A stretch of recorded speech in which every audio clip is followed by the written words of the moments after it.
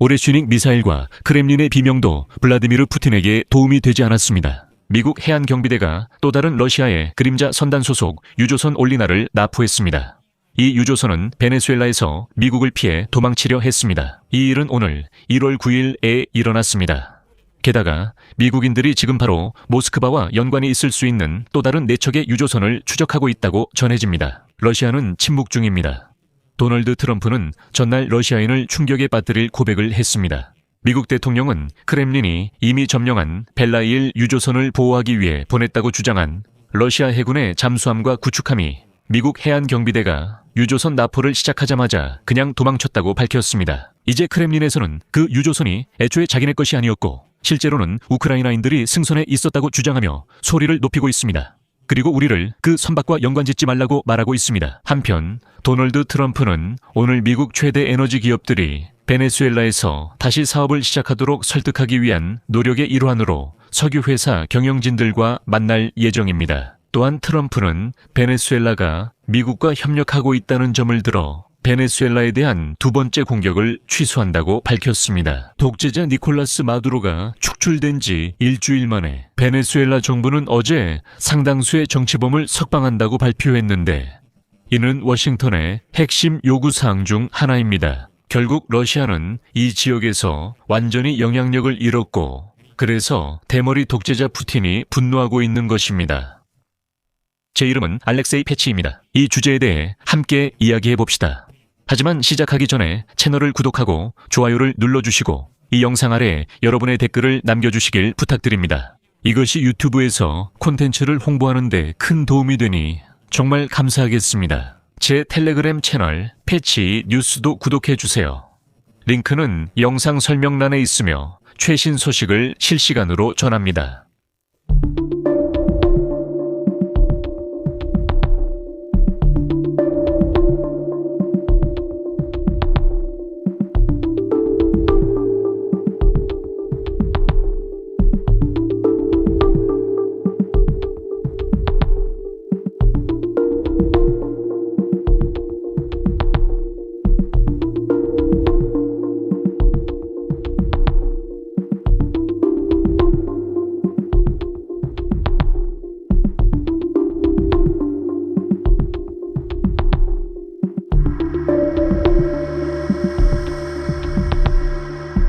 자, 금요일 이른 아침에 미국 남부사령부는 카리브해에서 또 다른 유조선이 납포되었다고 발표했습니다.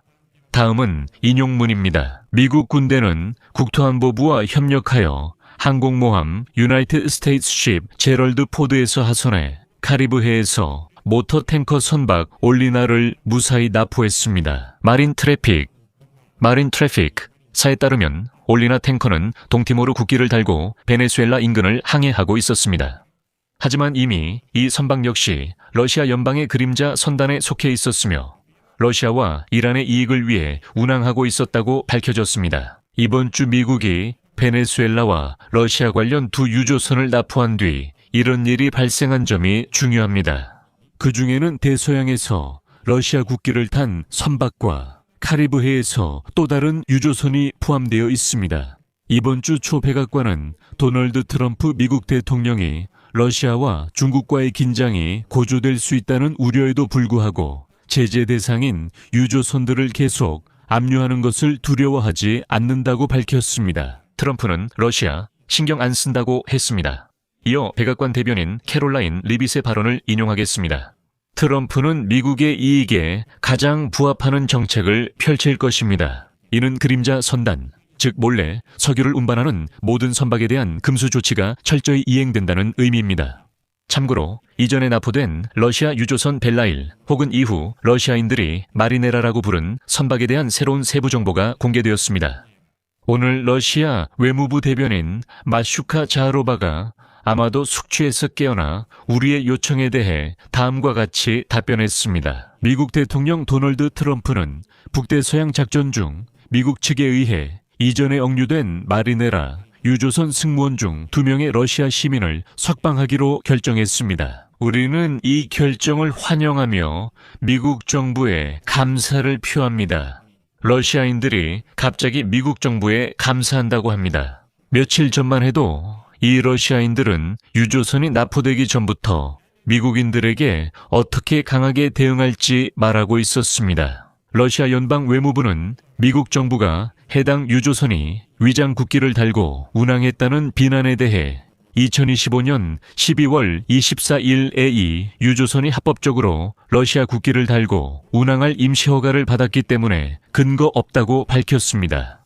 그리고 우스꽝스러운 러시아인들은 위협적으로 말했습니다. 인용합니다. 러시아는 이 선박에 대한 몇 주간 계속된 추적에 동의하지 않았을 뿐만 아니라 공식적으로 항의도 표명했습니다. 유조선 납포는 국제해양법의 기본 원칙과 규범, 그리고 항해의 자유를 심각하게 침해하는 중대한 위반이며 선주, 추안줄의 합법적인 권리와 이익을 본질적으로 침해하는 행위입니다. 동시에 일부 미국 공식 인사들이 마치 마리네라오의 점유가 워싱턴이 베네수엘라의 천연 자원에 대한 무제한 통제를 확립하려는 더 광범위한 전략의 일부인 것처럼 언급하는 것은 매우 냉소적으로 보입니다.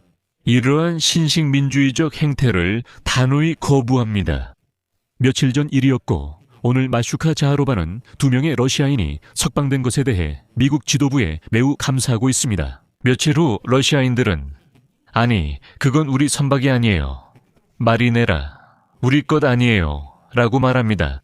그리고 또 하나 중요한 점이 있습니다. 그리고 여기서 러시아인들은 전설을 만들어냈습니다. 푸틴이 마리네라 유조선을 보호하기 위해 보낸 러시아 해군의 군함들과 잠수함이 단순히 제때 도착하지 못했다는 이야기입니다. 미국인들은 서둘러 유조선을 점령해 도망쳤고 러시아인들은 만약 잠수함이 제때 도착했다면 미국인들이 무사하지 못했을 것이라고 주장합니다. 하지만 오늘 도널드 트럼프는 마리네라 유조선 점령 작전이 시작되었을 때 러시아 잠수함과 구축함이 이를 보고 재빨리 멀리 도망쳤다고 말했습니다. 인용문입니다. 실제로 러시아 잠수함과 구축함 모두 매우 빠르게 사라졌다는 것입니다. 우리가 현장에 도착했을 때 우리는 선박을 통제해 두었고 지금은 석유를 하역하고 있습니다. 사실은 러시아 함정, 즉 잠수함과 구축함 둘 다 빠르게 사라졌습니다. 우리가 도착했을 때 인용문입니다. 그리고 우리는 선박을 인양했습니다. 그리고 기름이 바로 거기에 있습니다. 네.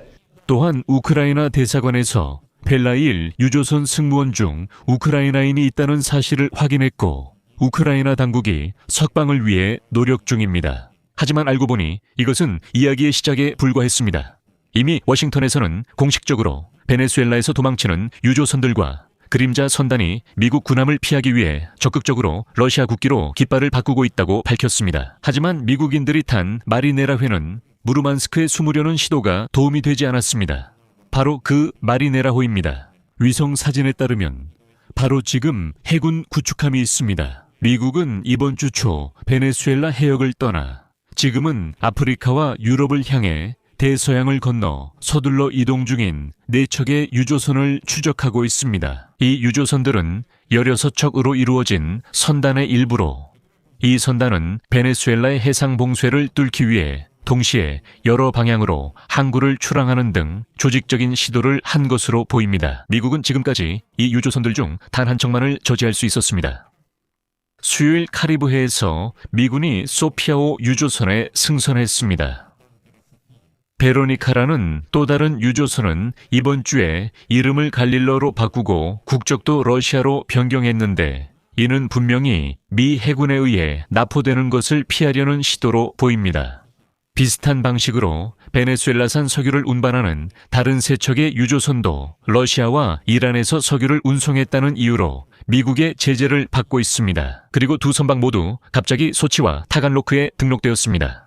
하지만 크렘린의 계획은 실패로 끝났습니다. 하지만 벨라일 유조선은 러시아 국적으로 국적을 바꿨음에도 불구하고 2주 넘게 전에 베네수엘라를 떠나려다 실패했습니다. 처음에는 미국 해안경비대 병사들의 승선을 막을 수 있었지만 오랜 추격 끝에 결국 아이슬란드와 스코틀랜드 사이 해역에서 납포되었습니다. 그래서 트럼프는 이미 러시아인들이 이 유조선을 구하려고 해도 신경 쓰지 않는다는 걸 보여줬고 보시다시피 러시아인들조차도 이제는 이 유조선을 포기하고 있습니다. 그들은 아니, 우리 것이 아니다 라고 말합니다. 하지만 그 사이 트럼프는 자신이 새로운 베네수엘라 정부와 대화를 시작했다고 밝혔고 그래서 이 나라에 추가적인 타격을 가하지 않을 것이라고 했습니다. 더 나아가 금요일에는 니콜라스 마두로가 축출된 이후 처음으로 미국 국무부 대표단이 카라카스를 방문했습니다. 즉, 카라카스에서는 이미 공식적인 협상이 진행되고 있습니다. 그리고 베네수엘라 당국도 미국과의 협력에 대한 예비 합의가 있었다고 실제로 발표했습니다. 여기서 말을 줄이겠습니다. 여러분의 의견과 결론을 이 영상 아래 댓글로 남겨주시고 채널 구독과 알림 설정 그리고 좋아요도 잊지 마세요. 이번 영상이 여러분께 흥미롭고 유익했다면 영상 설명에 있는 링크나 정보 또는 화면에 보이는 QR코드를 통해 후원이나 구독으로 이 유튜브 채널의 활동을 지원하실 수 있습니다. 오늘은 여기까지입니다. 건강 잘 챙기시고 모두 안녕히 계세요.